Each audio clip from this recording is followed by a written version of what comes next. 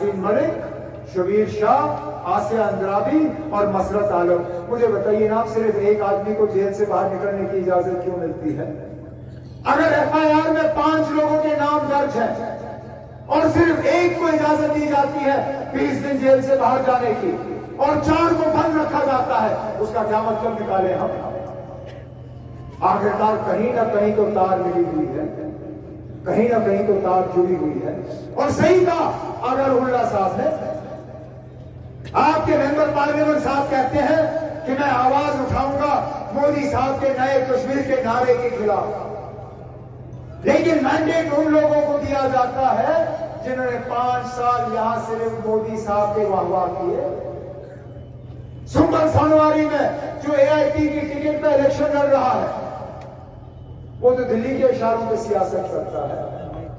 जिस नजीर खान के हवाले से अगर उल्ला साहब ने बात की, जिसको मैंने 2014 में इलेक्शन हरवाया था, वो बिना दिल्ली की इजाजत के खड़ा होने के लिए तैयार नहीं है।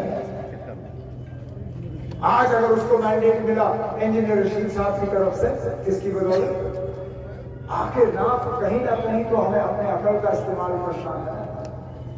ये शख्स अगर 20 दिन के लिए बाहर आया है तो क्यों? सिर्फ और सिर्फ आपके वोटों को तकसीम करने के लिए, आपकी आवाज कमजोर करने के लिए उनकी ये मुकम्मल कोशिश की है। आपने जिस मेंबर पार्लियामेंट को जेल से छुड़वाने के लिए वोट दिए, वो 20 दिन के लिए बाहर आए ना? क्या आपने 20 दिन के लिए वोट दिए थे? आपको तो 5 साल MP चाहिए। आपको MP वो चाहिए जो यहां वोट तकसीम करने नहीं, बल्कि दिल्ली उस ऐवान में जाके आपके लिए तकरीर करे, आपके लिए सवाल उठाए, आपके जज्बातों की तर्जुमानी करे। आपने आज अगर रुहुल्ला साहब की तकरीरों में ताली बजाई, अरे आप लोगों को अपना MP होना चाहिए था, लेकिन बदकिस्मती से वो MP आपको मिला नहीं। उसके बरक्स आपको वो शख्स मिला जो आज सिर्फ और सिर्फ मैदान में आपके वोटों को तकसीम करने के लिए निकला हुआ है। और बदकिस्मती से अब कहीं ना कहीं तो हम सियासतदानों के कौल और फेल में फर्क तो नहीं रहना चाहिए था। हम जो कहते हैं हमें वो करना चाहिए। आखिरकार अगर हम ये कहते हैं लोगों को कि आप हमारे पीछे पीछे चलो, तो फिर हम अपने जबान के तो पक्के रहने चाहिए। हम जो कहते हैं हमें वो करना चाहिए। बदकिस्मती से आपको मेंबर पार्लियामेंट वो मिला जो कहता एक चीज है लेकिन करता कुछ और है। कहने के लिए तो अपनी तकरीरों में कहता है कि मैं हुर्रियत कॉन्फ्रेंस के कुर्बानियों को सलाम करता हूं। कहने के लिए तो तकरीर में कहता है कि मैं यासीन मलिक साहब को फांसी से बचाना चाहता हूं, मैं शबीर शाह साहब के लिए लड़ना चाहता हूं, मैं आसिया अंद्राबी के लिए लड़ना चाहता हूं, मैं मसरत आलम के लिए लड़ना चाहता हूं।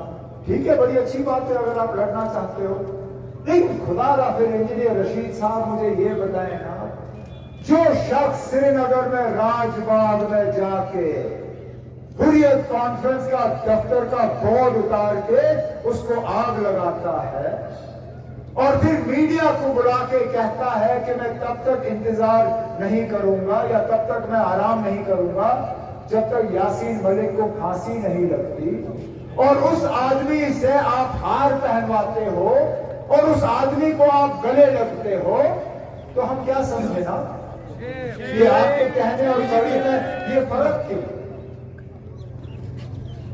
आखिरकार आप अगर अदालत की इजाजत से आप कहते हो, इंजीनियर रशीद साहब जगह जगह कहता है कि जिस तरह केजरीवाल निकला उस तरह इंजीनियर भी निकला, लेकिन फर्क यह है ना, केजरीवाल साहब UAPA में गिरफ्तार नहीं थे।